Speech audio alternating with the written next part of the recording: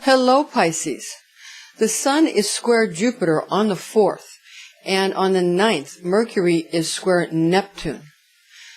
And just for your information, on the 19th, Mercury goes retrograde in Gemini.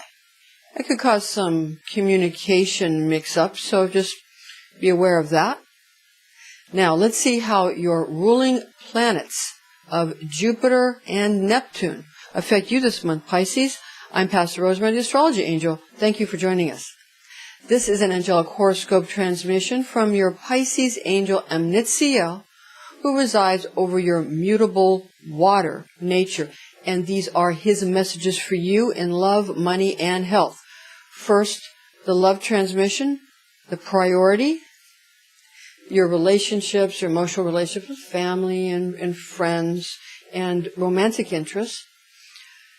Now, your guardian angel, Gabriel, who's the guardian angel over all the water signs, is speaking to you through your teaching angel, Amnitziel. You are this facet of God's great diamond. Now, on the 3rd, in the love transmission from Amnitziel, there's a full moon in Scorpio. And you might get the feeling when this aspect presents that you're being betrayed. And that's because of an overly creative ideation that you're, allowing your mind to run away with you, quite frankly.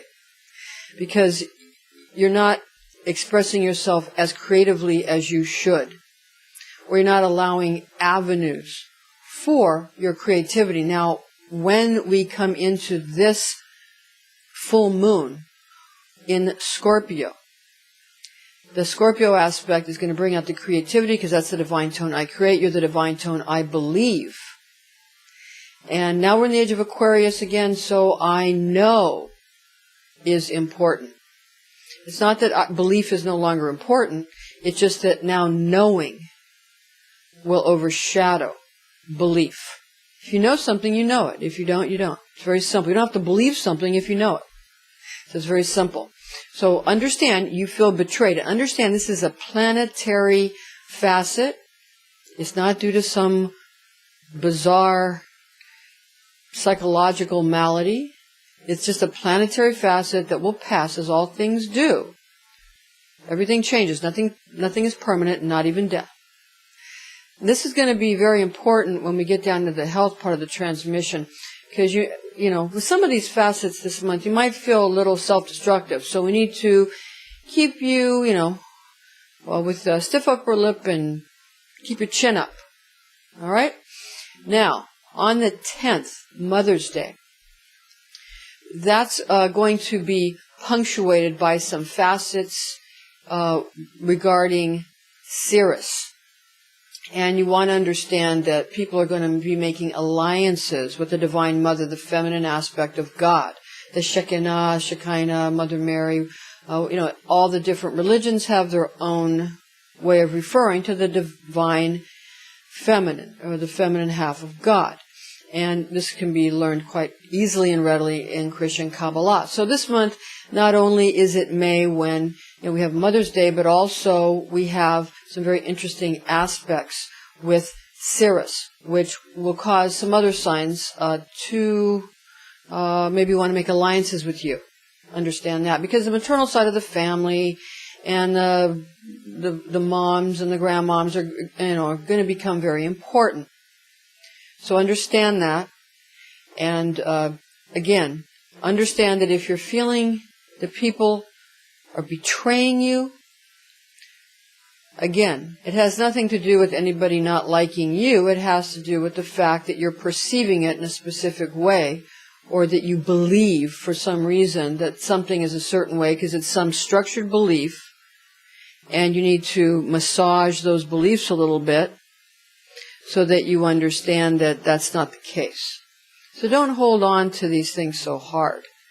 Allow some understanding of how someone else might feel. Okay. Now, on the 17th, the new moon in Taurus.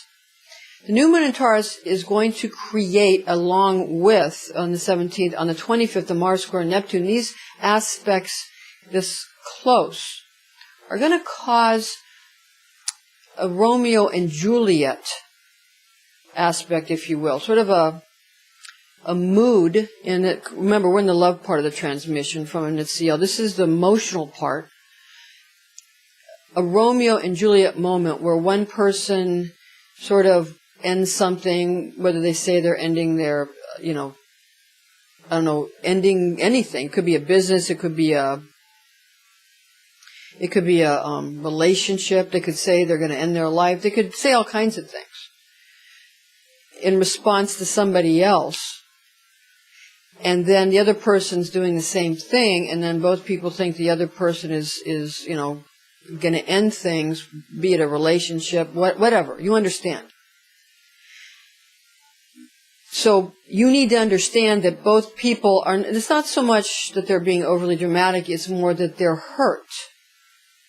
And so people need to, it's not that you shouldn't take people seriously, but you have to understand that everybody exaggerates and everybody dodges actual commitment.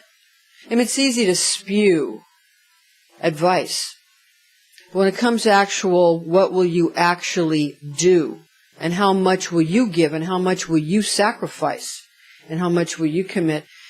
When you're talking to anybody, then that's where this Romeo and Juliet moment can be used to your benefit rather than to your going into a mood or a mindset where you feel that all is lost. So now it's your turn to not get too dramatic, and it's your turn to sort of understand what's going on.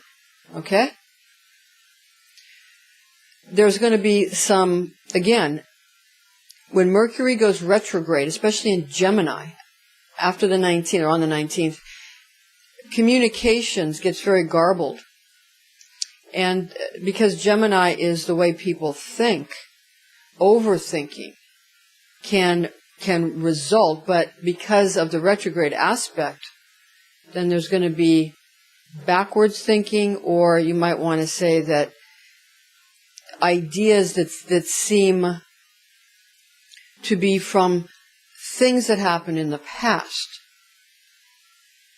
are the case, or brought up in the mind. So again, what you need to understand is these aren't psychological maladies. They're simply planetary facets, and they change. And nothing really, truly, according to the Zohar, nothing actually ever really gets worse spiritually. And people say, well, spiritually, but what about physically? It really is all connected. And now we're going to go into, there's double concealment, single concealment of the Creator. Now, we're going to go into more of a revelation, because apocalypse just means revelation, that's all. To reveal and conceal, that's the Sephirah of Binah, or the Holy Mother, or the planet Saturn resides there. And, again, we're in a Saturnian age now of Aquarius. So you need to understand that these things are going to be brought to light. And there's nothing more horrible than seeing the specific truth and to be able to take the consequence of specific truth. And people talk about, I want something to happen on this day or that day. When these angels strike, like on the 25th Mars square Neptune, things happen. Now, you can be involved in that and have it occur at that time if you want proof, or if you're the type that tends to dodge because you don't want the full consequence or the full light, the sharpness of the light and the intensity of the light shed on you or shown on you in a very precise, pointed manner. If you don't want that, then you'll dodge it a little bit, just enough to soften the light. You understand? It's up to you whether something manifests or not. at a certain time. Things manifest, but the time is dependent. Nobody needs the law of attraction. Everything automatically is one. According to the Zohar, all you need do is stop repelling, and anything will come right at you. And things only repel when you're not comfortable with it, because you fear the light exposing you. That's all. And those who would expose others fear exposure themselves more than anyone. Because if you talk about something, that means you're doing it. If you point your fingers at other people, remember, all the other fingers are pointing back at you. It's very important, because you're going to feel bad this month, Pisces, but you don't really need to feel that bad, because you're not doing anything that other people don't do as well. So just remember that. Now, on the 4th, we get into your money transmission from Nitziel. The 4th, Sun square Jupiter. That is going to put business investors into debate. So those who would invest in your business will get into a healthy debate with you. And because these square aspects are fair competition, as fair as any competition can be, depends on who's regulating it, huh? So, but that's a good time for the kind of friendly contest, friendly jousting. And if it's not friendly, at least it appears to be regulated. But the rules are always set in favor of those who are running the contest.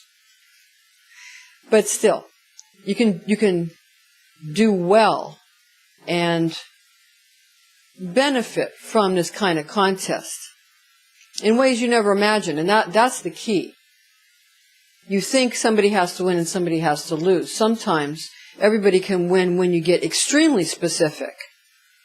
Now, on the 21st, regarding the money transmission, the Jupiter in conjunct Pluto is going to cause Pisces to cling to what is yours, and a kind of have a lot of avarice to cling to what is yours. Again, Jupiter not conjunct, Jupiter in conjunct Pluto. That's a kind of a challenging aspect. And that's the aspect that will cause you to be frightened of something being taken away from you, so you'll cling to what you think is yours. But just be very careful, again, with these kind of aspects where it seems like somebody's doing something, and you think somebody's doing something, and you don't know if it was this person or that person or who. The problem is, the more communication devices we have, the more garbled the communication. The more police we have, the less safe we are. The more war we have, the less secure we are. The more warriors, we have, the more war and the less secure we are. So the more communication devices we have, the less real, true, honest, meaningful communication we have. Unless, of course, you can find a way to get through all of these devices that are put up for the protection of those who are in very high places. Because there are laws that there's certain individuals who require all of these protections. A lot of priesthoods that require these protections to be able to function in society.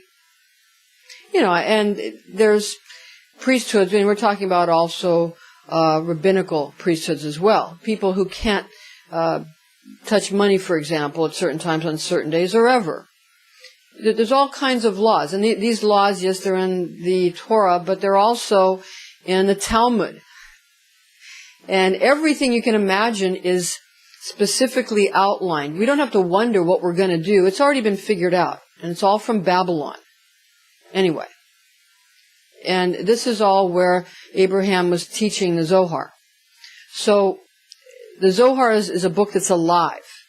So if you want the dead law, it's in some of these other books. But if you want the living, what's living, the Zohar's very much a living book that exists outside of time and exists in many dimensions simultaneously. Okay, that's going to cause you again to cling to what is yours, but again, healthy debate, intelligent debate, these specifics, you want to win at somebody else's expense, but anything that you destroy comes back stronger. You need to remember that, because it'll come back stronger. All right. Now, health. Your health transmission from Amnitziel. Jupiter's direct in Leo, again, and that heals the heart. A Pisces heart has been kind of torn up. And also, on the 16th Venus trine Neptune, that will help heal the throat. And on the 4th, the Sun square Jupiter, that can be helpful to strengthening, not healing so much the heart, but strengthening the heart. Because Jupiter is a planet of health and wealth. And, it's a great god Zeus, where they kind of get the name Jesus from. The great merciful Father God that can be too merciful to the point of weakness. Whereas on the other hand, Mars or the Aries aspect can be severe to the point of just stupid cruelty. So we want to balance it in the center pillar, the more temperate pillar, and we want to bring mercy or compassion out of weakness into a strong compassion, and we want to also bring the strength and the courage instead of cruelty, but proper compassionate strength, a courage, again, into the middle pillar, where we actually have things happen. Nothing can exist in all light or darkness. We have to exist in the nexus between the two.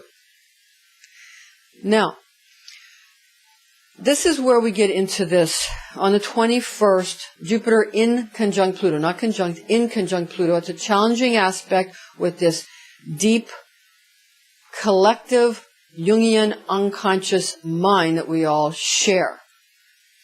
And at that time, Jupiter, the challenging aspect to Pluto, the inconjunct Pluto on the 21st, may cause those Pisces that are hurting to have ideations of harming the self.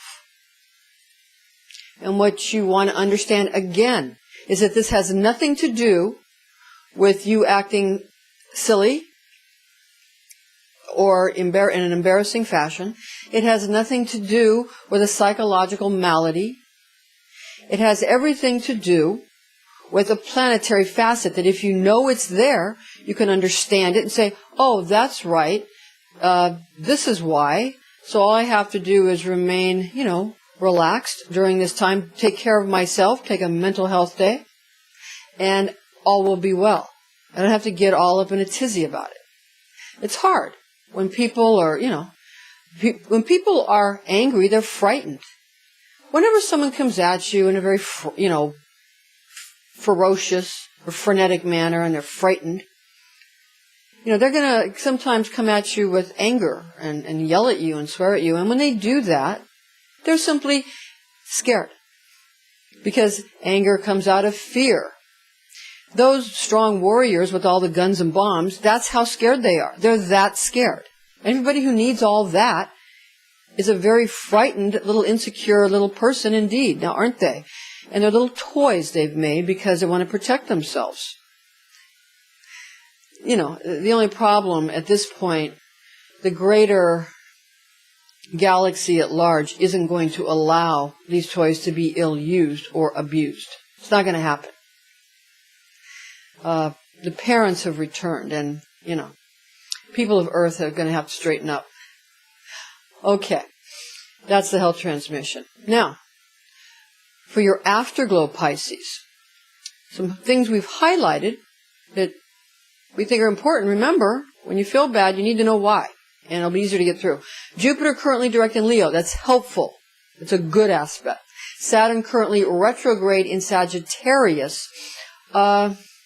That's not going to affect you so much, but just understand old laws are going to come back into play a bit. So just understand other people are going to be using that at the moment. That'll pass, as all things do. May 4th, Sun square Jupiter. 21st, Jupiter in conjunct Pluto. That's that difficult day when you might feel like harming yourself. The 6th, Moon trine Jupiter. That'll help. The 11th, Moon opposing Jupiter. You might feel bad again. Neptune aspects May 9th, Mercury square Neptune. With Mercury going retrograde after the 19th, that won't be so bad. That'll just mean people want to have a contest with you or debate. But because Mercury hasn't gone retrograde on the 9th yet in May, it'll be at least communicative, okay? But after the 19th, then that won't be so good. For dealing with Geminis and Virgos will be harder. On the 16th, Venus trine Neptune. That's a good aspect for you and Libra and Taurus. On May 25th, Mars square Neptune. That's a little harsh, just a bit for your proclivities. You might want to avoid Scorpios and Aries at that time. May 29th, Mercury square Neptune. That's a difficult aspect when Mercury is retrograde. So you might want to avoid communications and maybe just don't get into it with Gemini and Virgo. And on May 31st, Sun square Neptune. Sun square Neptune. That's a good day for you to go into a contest with Leos, because Leos, they don't mind going into contests, and but they're not so affected by Mercury, unless, of course, their Mercury is in a place that's directly relating to you, but, we won't go there. Okay. Thank you for joining us, Pisces. I'm Pastor Rosemary, the Astrology Angel, and join us again next month.